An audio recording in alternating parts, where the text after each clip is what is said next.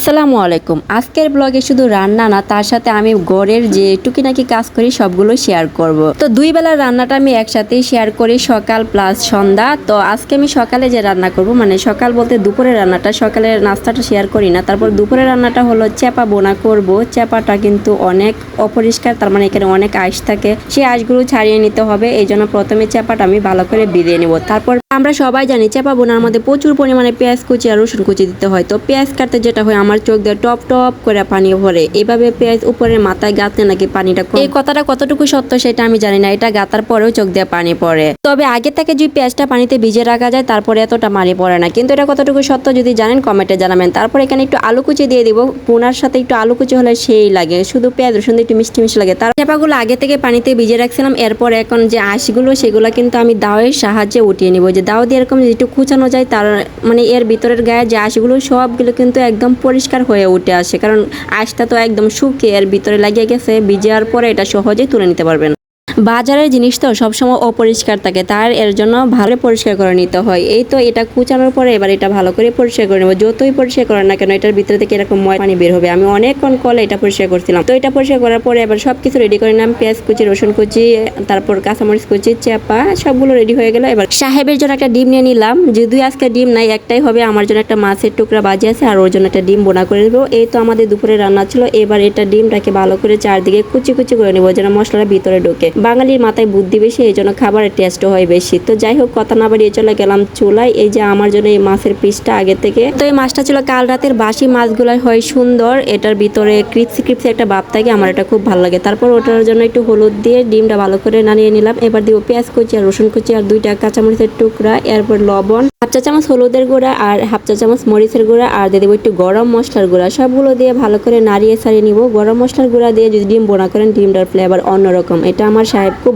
বেশি পছন্দ করে। তো এই হয়ে গেল মাছটা, এটার সাথে একটু নাড়িয়ে ছাড়িয়ে নিলাম। এবার চলে যাব মূল রান্নায়। বলাই হয়েছে মাছে ভাতে বাঙালি, যতই মাংস ভাত খায় না কেন মাছ ভাত খেতেই হবে, সেটা হোক শুটকি, হোক চাপা, হোক মাছ। তো এই তো পেঁয়াজ কুচি আর রসুন কুচি এক গাদা দিয়ে দিলাম। তারপরে এখানে দিব সজের গুঁড়া, হাফ চা চামচ হলুদের গুঁড়া, আর প্রয়োজন মতো জাল। আর সবশেষে আমি এখানে একটু দিয়ে দিব ভাজা জিরার গুঁড়া, সেটা পরে দেখাবো, কিন্তু আগেই বলে দিলাম। এবার একটু পানি দিয়ে মশলাটা ভালো করে কষিয়ে নেব। তো কষাটা কিন্তু খুব সুন্দর দেখতেই পাচ্ছেন, উপরে তেলটা ছেড়ে আসছে। তারপর এখানে দিয়ে দেবো চেপাটা দিয়ে সেটা কিন্তু আবারও ভালো করে কষিয়ে নিব। তো কে কে এইভাবে শুটকি বা চেপা শুটকি বোনা পছন্দ করেন অবশ্যই কমেন্ট করতে একদমই বলবেন না। এটা কিন্তু ময়মনসিংহ অঞ্চলের বিখ্যাত খাবার, একদম বিখ্যাত। প্রতিটা ঘরে এই খাবার সকলেরই পছন্দ। এটা দিয়ে গরম ভাত অনায়াসে এক প্লেট ভাত চেটে পুটে খাওয়া যায়। এই তো পেঁয়াজ, এবার আলুটা দিয়ে ওই মশলার সাথে ভালো করে একটু নাড়িয়ে দিব। এরপর এখানে একটু পানি দিয়ে দিব আলুটা সিদ্ধ হওয়ার জন্য, ডেকে দিলাম। এবার চলে আসলাম। ওয়াও, যেহেতু কালারটা কিন্তু খুব সুন্দর আসছে। এবার নাড়িয়ে দেওয়ার পালা।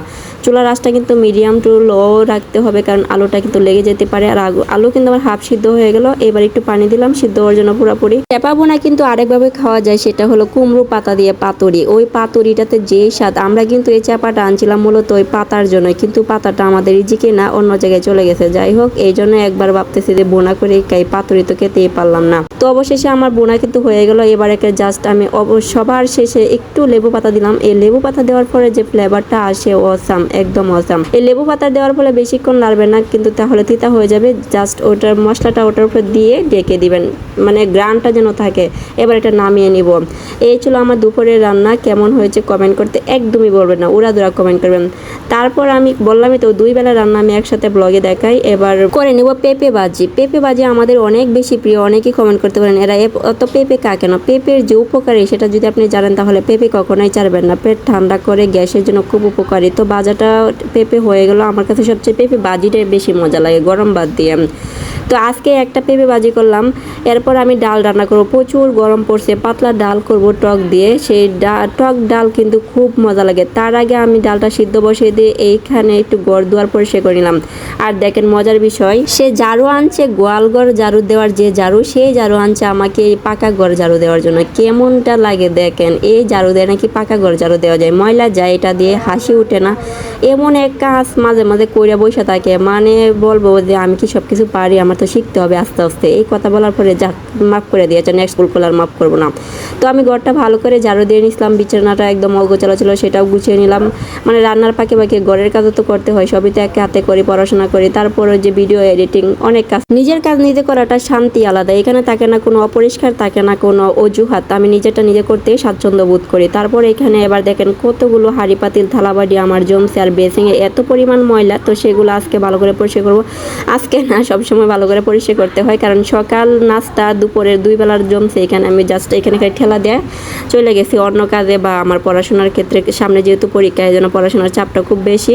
তো এবার একটু ভালো করে পরিষ্কার করে নিই। 2টা মানুষ একাই, তারপর অনেক থালাবাটি জমে, যদি বাচ্চা হয় তাহলে তো না জানি কি হবে। আমার মানে একটা জিনিস একবার ব্যবহার করে পরে আর এটা মন চালাতে ব্যবহার করি, যার একটা নতুন নামাই, পরে নিজেরই কষ্ট হয় যে দুধ আগেরটা করলে তো হয়তো। যাই হোক, তারপরে সন্তান তো লাগবে, ইনশাল্লাহ সবাই দোয়া করবেন যেন আমাদের কোলে একটা ফুটফুটে সন্তান আসে। তো এগুলো সব ভালো করে পরিষ্কার করে এবার ধোয়াধুয়ির পালা। আজকে এগুলা কাজ করতে গিয়ে আমার একটা অ্যাক্সিডেন্ট হয়েছে, সেটা হলো আমার যে স্টেনের দড়নিটা সেটা ঠাস করে ভেঙে গেছে, কিন্তু মনটা খুবই ভেঙে গেল যে এটা কি হয়ে গেল। তারপর আমি বললাম যে সাবধানতার সাথে কাজ, যদি সাবধানতার সাথে কাজটা করতাম তাহলে হয়তো এটা হতো না, আর এটাই হয়তো আমার ভাগ্যে ছিল। আমি একটা দুঃস্বপ্ন দেখছিলাম যার ফলে এটা আমার সাথে ঘটলো। কিছু কিছু স্বপ্ন কিন্তু সত্যিই হয়। ডাল কিন্তু এদিকে সিদ্ধ হয়ে চলে আসছে। আমি প্রথমে ডাল রান্না করলে অল্প পানি দিয়ে ডালটাকে আগে ভালো করে সিদ্ধ করে নিই, তারপর এটা দিয়ে গোটাগুটির পালা। যত শক্তি আছে গায়ে সব শক্তি দিয়ে গোটাগুটি করবেন। এমনভাবে গোটাগুটি করতে করতে দেখবেন এখানে ফেনা চলে আসছে। এবার এখানে দিয়ে দিব 2 মগ পানি, যেহেতু মানুষকে এই জন্য। তারপর সব মশলা, লবণ, কাঁচামরিচ, ধনিয়ার গুঁড়া আর একটু হলুদের গুঁড়া, কাঁচামরিচ একটু বেশি করে দিবেন, তারপর পেঁয়াজ কুচি সবগুলো দিয়ে এবার উড়াধুরা জাল করে দিবেন। আর এখানে দিয়ে দিব আমি চালতা, কারণ আজকের অনেক গরম, এই জন্য ভাবতেছি একটু টক রান্না করি। আর এখানে যেগুলো রান্না করছিলাম সেগুলোর ময়লা বা সব করে আছে, এগুলো এখন পরিষ্কার করে নিব। আর বেচিংয়ের যে অবস্থা, চালতার ঝুল রান্না করছিলাম রাতে, আর ওইটার অনেক বেশি ময়লা, তো এটাও পরিষ্কার করে নিব।